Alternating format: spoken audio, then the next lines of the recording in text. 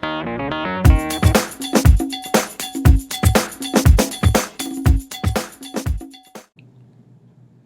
it's Dr. Phoenix. Today we're going to be looking at regulation of the cell cycle. How does the cell know when it's time to undergo mitosis? Well, it's been determined through a number of years of study that there are three factors that will affect the way the cell undergoes the cell cycle. When exactly does it enter mitosis? When does it stay in interphase? These three factors are internal regulators, external regulators, and physical regulators. Internal regulators are proteins that respond to events that are occurring inside the cell. For instance, there are proteins that will make sure that all of the chromosomes are replicated before allowing the cell to undergo mitosis. There are other proteins that will check and make sure that all of the sister chromatids have attached to a spindle fiber before allowing the cell to enter anaphase of mitosis. Another example of an internal regulator is a protein called Cyclones. Code Stanford, call extension Cyclones 8200. Code Stanford, call extension were discovered 8200. in an experiment similar to this one. They took a cell that was already in mitosis and they withdrew some of its cytoplasm, not knowing what might be present in it that was causing it to undergo mitosis. And they took that cytoplasm and injected it into a second cell that was not in mitosis. It was actually in interphase during the G2 stage of it. And lo and behold, that new cell then immediately entered mitosis as a result of receiving whatever was in the cytoplasm of that first cell. So they called these chemicals cyclones because it had an effect on the cell cycle. So these are examples of internal regulators. There are also proteins that respond to events that are occurring outside the cell. For instance, in our body we have hormones such as growth hormone, and growth hormone has an effect on all of our body cells and causes the cells to speed up metabolism and to grow. Well, we have proteins that respond to those growth hormones and will then send signals within the cell to begin to undergo mitosis. Physical regulators are regulators that respond to actual physical contact.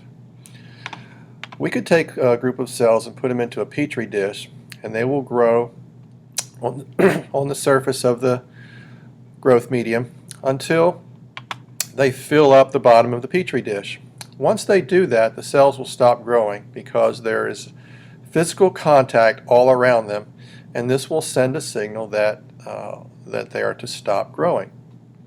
If we took a slice through the middle of that petri dish, then the cells on the edge would immediately begin to undergo mitosis. There would be a signal that would tell them that there's no longer any physical inhibition, that they can grow, and they will grow from both sides until they meet in the middle and again fill in the petri dish.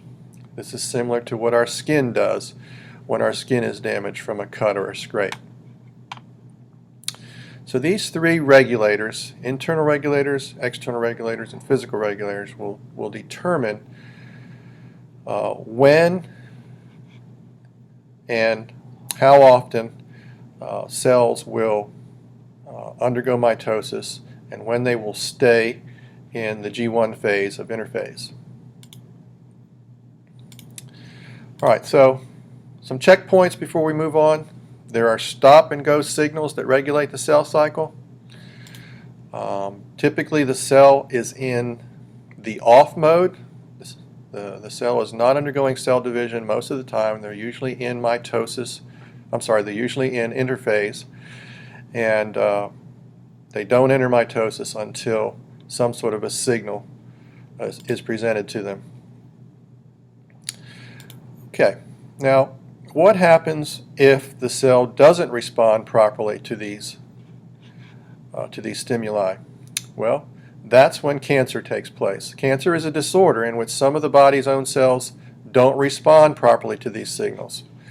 And when that happens, the cells just undergo uncontrolled mitosis and form some sort of a mass or a tumor. So cancer begins when a single cell mutates into a cancer cell. Now, fortunately, the body's immune system will normally recognize that the cell is damaged or not normal, and our immune system will typically take care of that by destroying that cell. But if that doesn't happen and the cell survives, then that cell will undergo mitosis, and all of the daughter cells that came from that mutated cancer cell will also be cancerous. And that's how we end up with some sort of a tumor. If the tumor is slow growing, the body has the ability to sort of surround it and encapsulate it and keep it in one place. And that's called a benign tumor. But if the tumor is rapidly growing, then the body cannot keep it in one place. It will spread so fast that some of these cells can actually move to other locations. When malignant cells separate from the original tumor, they can get into the bloodstream, and they can get into the lymph system, and they can travel to other parts of the body, such as the brain, the liver, the lungs, the bone marrow. And when that happens, these malignant cells can take up a new residence and form new tumors in these other locations. That is referred to as metastasis. Malignant cells moving from their original location into other locations and setting up new tumors is called metastasis. All right, so there you have it. Regulation of the cell cycle, how cells normally respond to internal, external, and physical regulators, and what happens when cells are not responding as they should to these regulators. All right, I hope that's helpful. If you have any questions, feel free to bring them to class or shoot me a question on my big campus. I'll be glad to answer it. Thank you so much. Have a great day, and I'll see you in class.